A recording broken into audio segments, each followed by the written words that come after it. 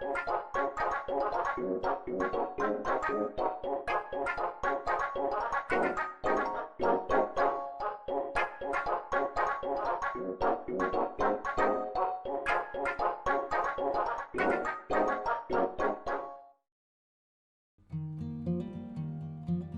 found Ryan in kind of a shop in Castle Island because we were there looking for a statue for Callum's teacher because he was leaving school, and Mum spotted him and she said, "Oh, I wonder if like someone's lost a dog or whatever."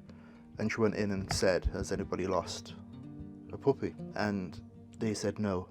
And she said, "We'll just go to Tralee and we'll see when we come back. Has anybody reported a dog missing?" So we went to Tralee, which was like 15 minutes away.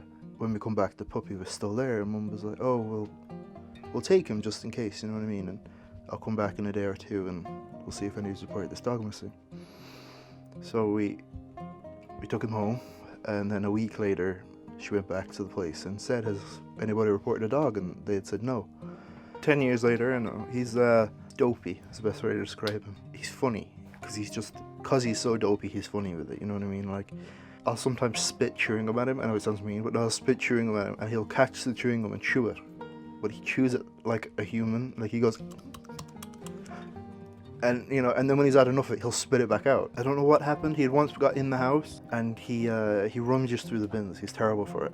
And he had got a cereal box stuck on his head, like full onto his shoulders there, and he couldn't take it off. And he managed to get back outside, and he just sat there with the cereal box on his head, as in, if I don't move, no one will see me. And he just looks so funny, man. And then problems that he has, where he's like a terrible pain. He knows how to open the back door because it opens in. So, and he'll know if the door is locked or not because he can hear when you lock it. And so he'll get in the house, he'll break in the house, and he'll eat whatever's on the kitchen table or on the countertop, no matter what it is. And 99% of the time, when there's food, Dad will come in and it will be eaten by the dog. No matter what it is, the dog will have eaten it. Another thing he does, but it's not bad, it's an annoyance, but it's funny, is he'll get in the house and he'll like make his way upstairs or wherever, and he'll just make himself comfortable. And it'll take you about half an hour to get him out of the house because he's like, "Come on, oh, get out." And he's like, "No, like make me." Like he'll challenge you on whatever you do. Like, and another good thing that he does is he only poos off the edge of the land. Like he doesn't poo anywhere. Like you'll never step in dog dirt kind of thing. He always does it in one spot. Because I don't know what it is. You couldn't even train a dog to do it like he does. You know what I mean? That's mental. First got Casper. It wasn't even called Casper at first. He actually had a different name. It was, if I remember correctly, it was Nick. But my sisters thought that the name Casper would suit him better. Small little thing, absolutely tiny. Now you'd think you could pick him up, but the little fellow weighs approximately 7 tons. There's a lot of things to love about, Casper. When he's excited, he's very excited. When you come home after a day, it doesn't matter if you've been gone 10 minutes, 10 weeks.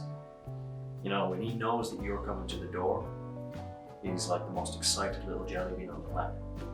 And yeah, that's adorable. It's absolutely adorable. He is hyperactive, to say the least. If you're going to play with him, he is going to play until his heart explodes. And he's just kind of chill and relaxed when he is chill and relaxed. He gets very hyper too, he gets very hyper. But when he's very chill and relaxed, he's also he's the cool dude in the room. He's sitting on the sofa, and you walk in and you sit down, and you're sitting on the sofa. It's like the chill experience. He just he exists, if you know what I'm saying. He's an ever-living presence in the room. And you'll always know that he's in the room. Because he's so chill, you can just kind of sit down, chill with him. Which is relaxing, it's actually very relaxing. Now, we're gonna get into the juicy stuff, which is what I don't like about my dog. He really, really does not like to play fetch with you. If you throw a ball for him, he's gonna grab the ball, perfectly fine, and he's gonna run off with that ball, and you're never gonna see that ball again. And if you try getting the ball off him, he's going to bite your hand off because it's his ball. It's not your ball, it's his ball. If you are carrying food, like any dog, He will follow you around like nobody's business the amount of times that any of us in the house have almost tripped over him because he is constantly at our feet. I like my dog. That's my dog Casper.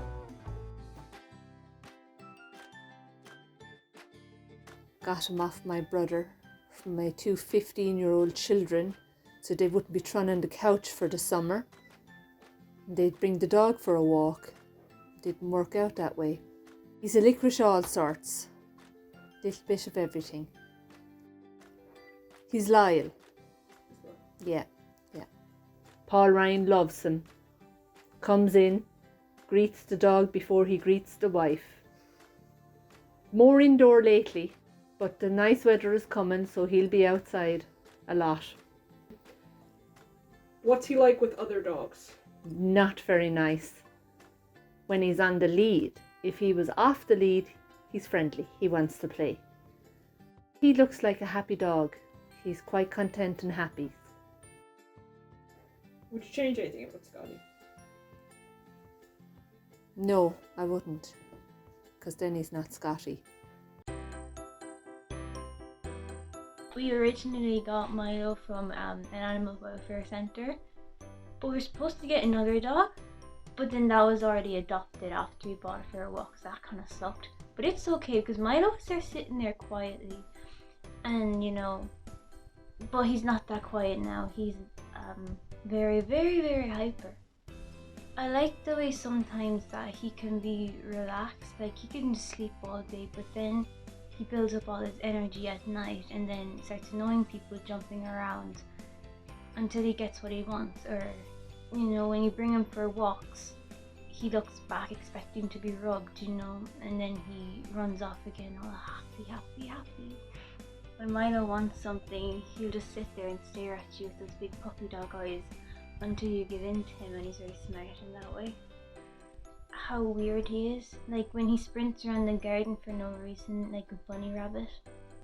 He's a crazy dog. Like, he's very mischievous, likes to get out, find different things, digging holes, but it's typical dog, I guess. I wouldn't change Milo for any other dog because he's entertaining sometimes. Like, he'd have these sudden bursts running around the garden, and he's very mischievous as well. Like, there's always something new with him trying to escape, running down the road, he's all happy, like, oh my god, look at me, I just got out. He likes to keep himself entertained, and he's like the Houdini, and brings himself for walks, but he comes back after a while.